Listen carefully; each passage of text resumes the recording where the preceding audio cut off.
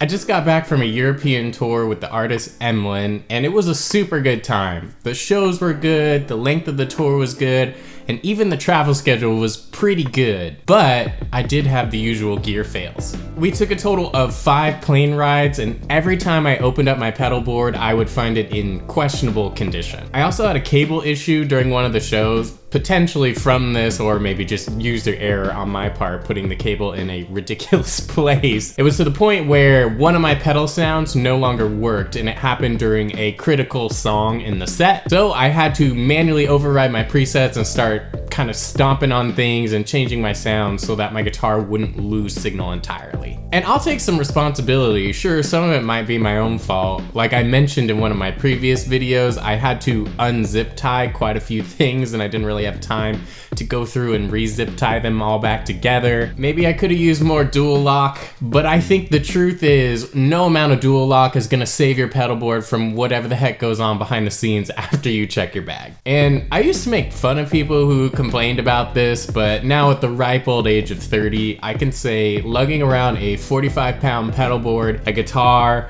a roller bag, and a backpack that is filled to the brim with computers and cables gets pretty exhausting. This is a lot of work. You should just get the neural. Every night I would collapse in bed and laugh at how physically tired my body felt. You need to work out. So upon my return, I decided to swing for the fences and I purchased the Neural Quad Cortex. I think the technology is really cool. I've been super impressed with all the neural capture stuff, especially with pedals. That was a big selling point to me. And it's much newer than the Kemper, so I'm assuming it'll be a little more future-proof. The QC showed up on Good Friday, and I had this crazy idea of like, well, hey, why don't I try this thing at church this weekend in a lower pressure environment and see how it does. Everything I had read on the internet talked about how user-friendly the interface was, so I figured, even though I've never used something like this, I'm sure I'll have it locked and loaded and ready to go. We'll get to how that went in a second, but first, let's show you what comes in the box. Probably the most beautiful packaging I've ever seen on guitar gear. I mean, look at that design right on the cover. It's amazing. Look, super simple. It's like you're opening up a nice shoebox or a box of chocolates. Right away, I was pretty surprised by how small it was. I knew it was a small unit, but I didn't realize it was that small. Once again, really beautiful design, space gray like your MacBook Pro.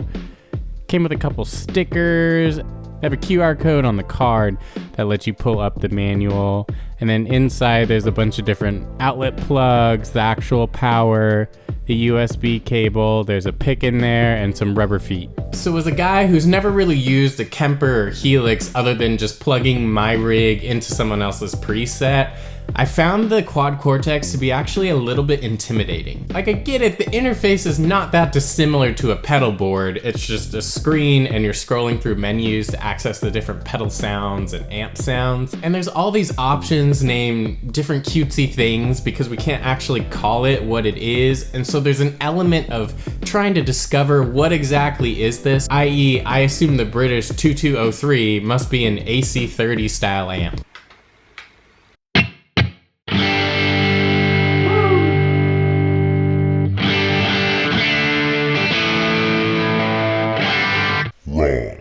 The British amp is actually a Marshall amp, and the AC30 is called like a UK C30, something along those lines. Anyway, I played through the stock presets, and they weren't that bad. In fact, they were actually really good. Sounded great right out of the box.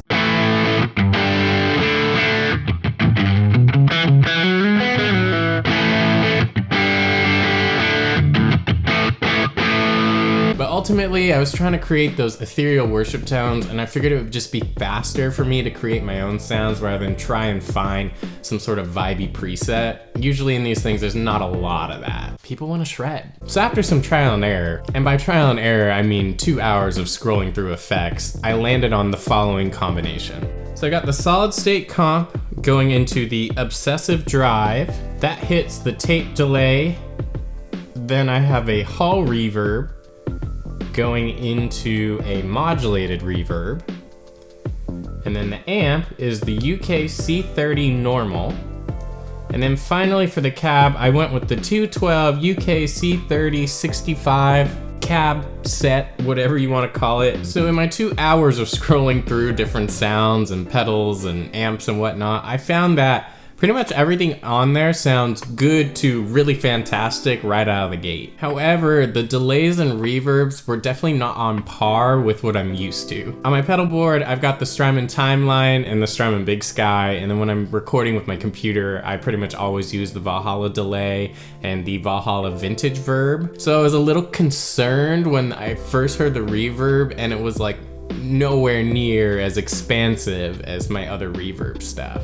For instance, I pulled up a hall reverb like I would on vintage verb, and I set the decay up to 70% and the mix up to 50%, and it sounded like pretty flat. If I had those same settings on my Strymon or on my plugin, that would be a lot of reverb, like probably too much reverb where the guitar would be lost in it. But I did a quick Google search and I found a bunch of people on Reddit saying that the individual reverbs don't sound incredible, but when you start stacking them, that's how you get the Strymon sound. So I gave it a shot. So once I had the hall reverb going into the modulated reverb, that sounded really, really good. Like, I think now we're in the ballpark. So the Strymon sound or the super wet sound appears to be some sort of combination of stacked reverbs in the unit. I wouldn't say the presets I came up with were perfect or sound on par with my current pedalboard rig, at least yet, but I think for not knowing what I'm doing, they did sound really, really good.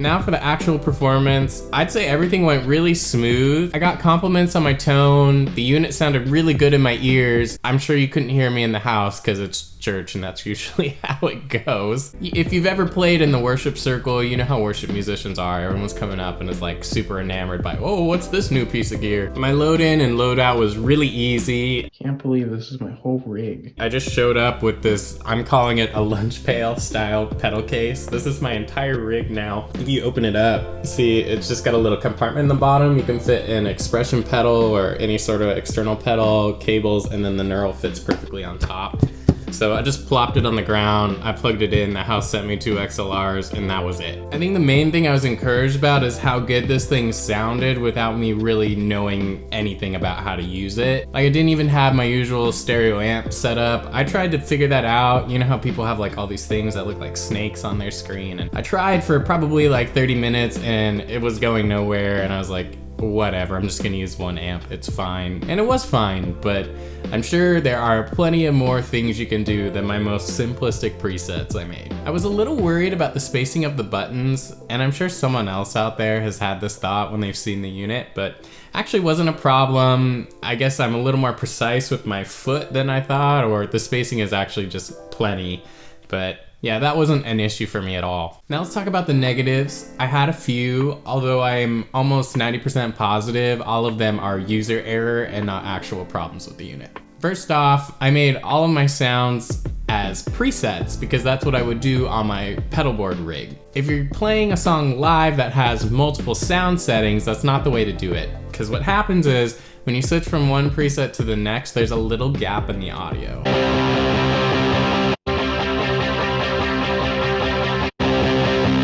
Not ideal for live. However, this isn't a problem if you set your songs up in scene mode.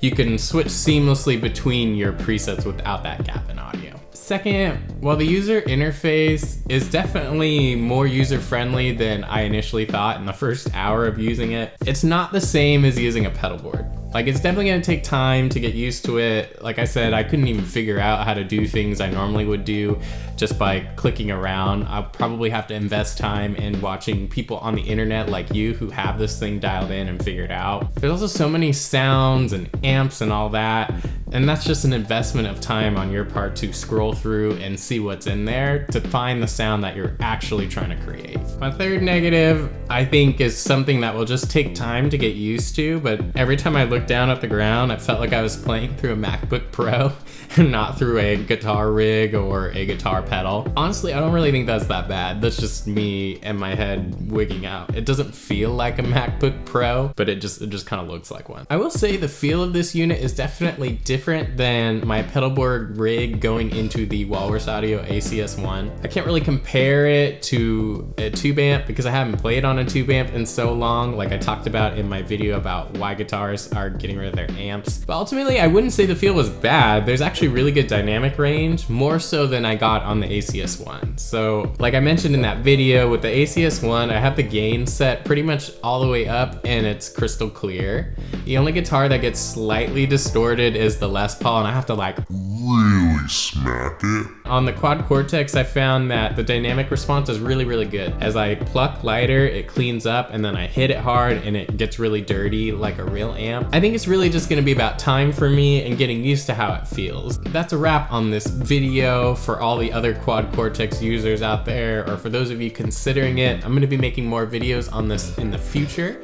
So if you haven't yet, subscribe to the channel. Be sure to leave a like before you click off the video. And if you want to keep hanging out with me and talking about tone, amps, why we need them, why we don't, whatever, there's plenty of videos on this channel you can click through, and I will catch you next time.